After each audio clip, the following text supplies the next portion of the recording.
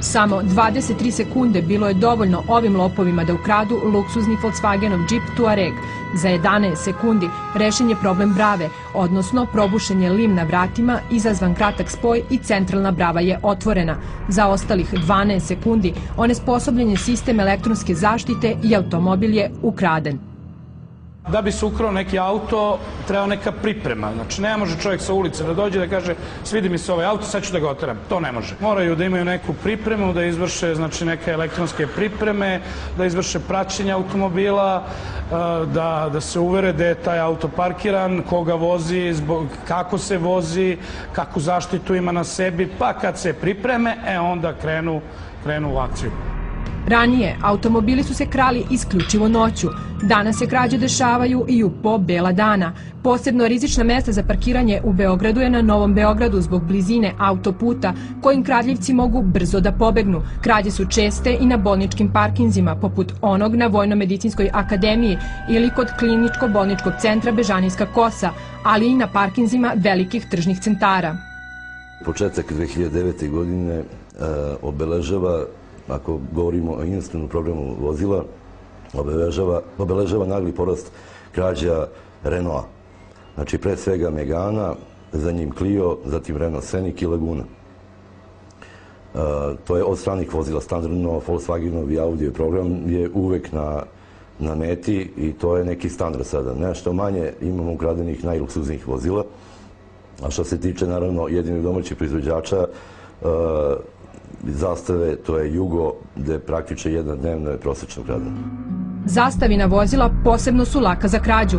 Lopovi bravu obijaju koristeći razne lomilice i čupalice, a zatim, bez mnogo truda, lome zub volana. Automobil pale pomoću najobičnije buksne. Donedavno, za krađu stranih automobila lopovi su morali prethodno da pripreme, odnosno naprave identičnu instrument tablu. Prvo što rade, to je, znači, svoju tablu donose koja je prilagođena već za to vozilo, skidaju, demontiraju, znači, staru instrument tablu, ugrađuju svoju, startuju vozilo i oteraju ga. Međutim, i ovu metodu lopovi su usavršili, odnosno prevazišli. Za nove automobile koriste najsavremenije alate za savlađivanje elektronskih i mehaničkih prepreka, kao i uređaje za dekodiranje kompjutera. Opremu dobavljaju iz inostranstva, a čak se naručuje i preko interneta. Pojedine marke automobila kradu se na veoma specifičan način. Tako, na primjer, Renault Clio ne može lako da se ukrade jer ima jaku čeličnu bravu, pa im lomilica ničemu ne vredi.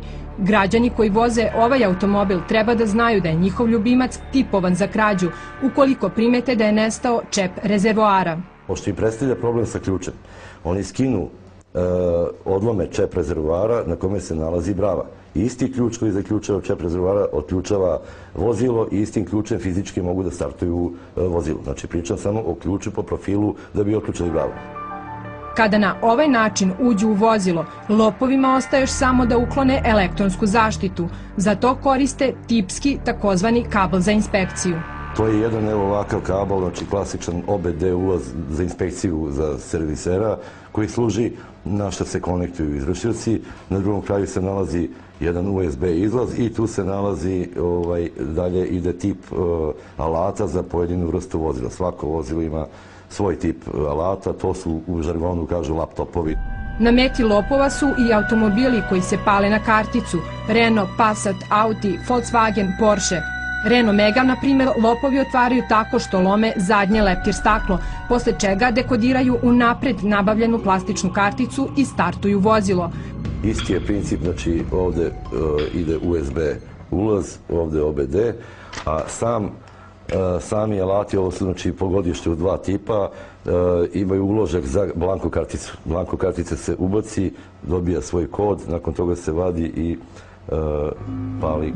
Vozači mogu da se zaštite od ovakvih takozvanih elektronskih krađa.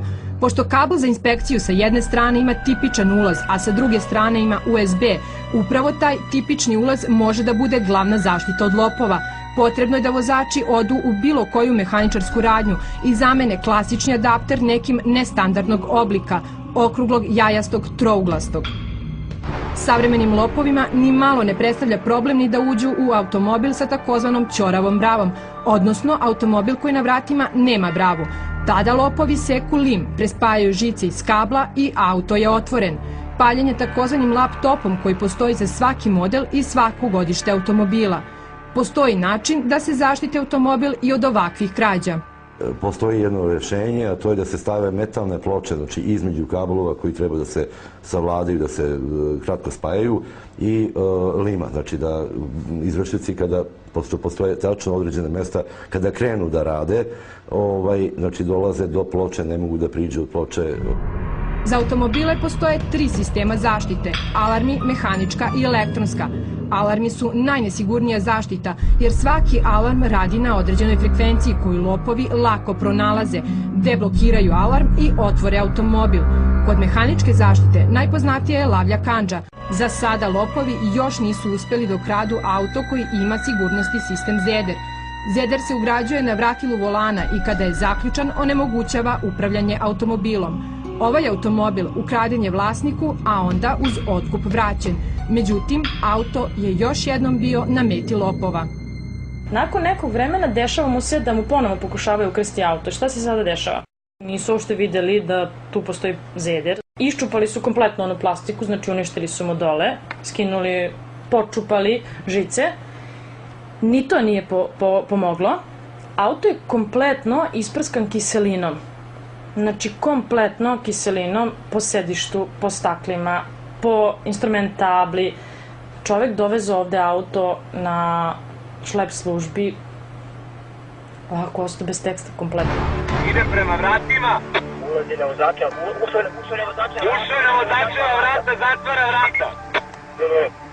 U Srbiji je prošle godine ukradeno preko 4000 automobila.